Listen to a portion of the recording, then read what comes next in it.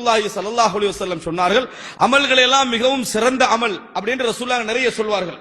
அதிலே ஒன்று உங்கள் சகோதரனுடைய உள்ளத்தில் சந்தோஷத்தை நுழைவிப்பது. உங்களோட சகோதரனுடைய உள்ளத்திலே ஒரு மகிழ்ச்சியை உங்களால் நுழைவிக்க முடியுமா? அது அமல்கள் எல்லாம் மிக சிறந்த அமல் என ரசூலுல்லாஹி ஸல்லல்லாஹு அலைஹி வஸல்லம் அவர்கள் சொல்லி காட்டினார்கள்.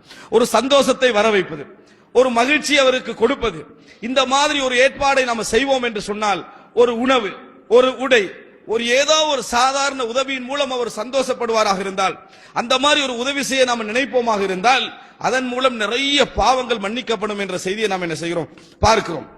அல்லாஹ் தஆலா கூட காரூனுக்கு, காரூனுடைய பெருமை உச்சகட்டமாக இருக்கிற நேரத்தில் சொன்ன ஒரு உபதேசம் என்ன தெரியுமா?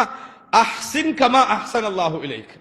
மற்றவர்களுக்கு உபகாரம் செய்து நடவுங்கள், அல்லாஹ் உங்களுக்கு எப்படி உபகாரம் செய்தானோ அது போன்று.